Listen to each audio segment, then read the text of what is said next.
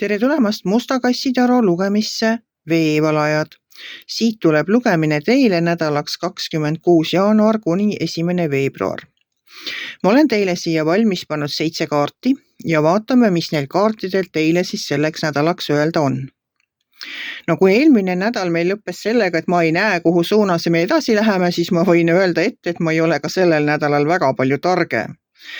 Ja võin ka seda öelda, et teil ei tule kerge nädal. Teil ei tule kerge nädal, sest nädal algab teil siin kohe sellise sauade viiega ja sauade viis see on egode kokkupõrge, see on konkurentsikaart. See on selline kaart, kus keegi jagab käske ja eeldab, et teised kuuletuvad. Siit edasi tuleb teil karmakaart. No karmakaart minu jaoks tähendab ikkagi minevikku, kas te ise meenutate minevikku, kas see, kes teile käske jagab, meenutab minevikku või on see seotud nende 3 karikaga, mis eelmine nädal ümber olid läinud. Et võib-olla jätkub see saaga veel või te ise mõtlete. Võtate aega maha ja mõtlete oma mineviku peale.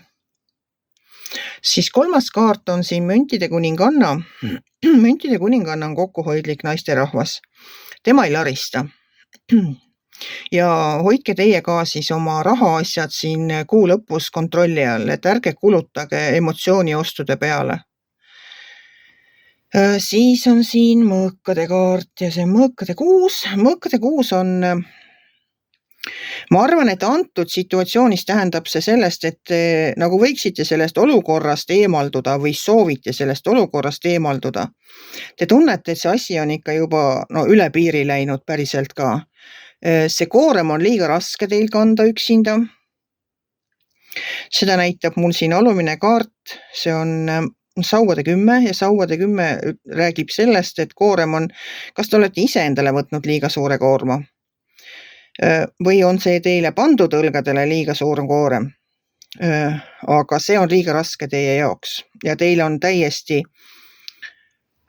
kuidas ma seda nüüd siis ütlen, see on viimane piir on teie jaoks käes. Te tunnete, et niimoodi enam edasi minna ei saa. Et see olukord, see on teid nii ära vaevanud,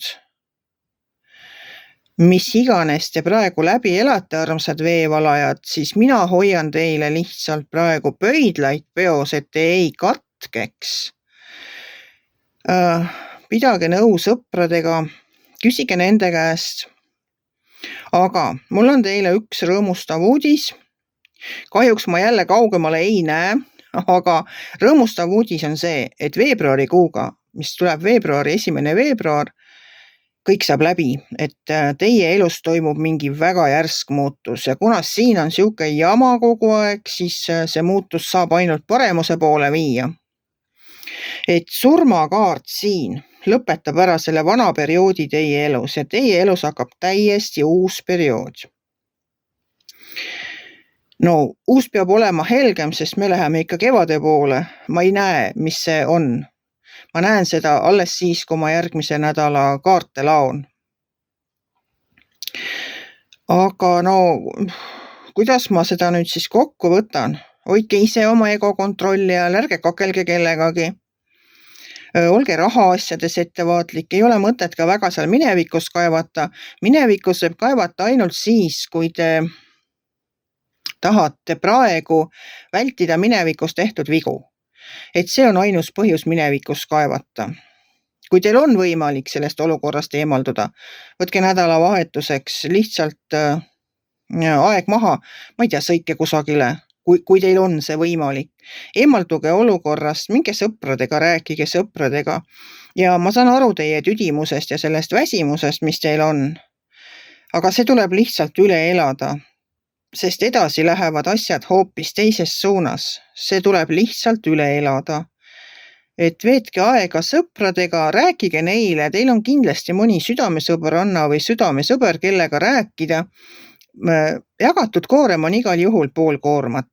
Et ärge hoidke kõik endale, rääkige välja. See kindlasti aitab. Aga pidage vastu, ei ole mitte midagi sellist, mida ei saaks muuta ja surm teeb lõpu sellele etapile teie elus, et tuleb uus ja palju rõõmsamate värvidega etapp teie elus. Aga vaatame järgmisel nädalal, mis siis sellel tuua on, sellel veebruarikuul teile. Kui teile minu lugemine meeldis, ärge olge kitsi, pange ikka like pöial üles ja kohtume järgmisel nädalal.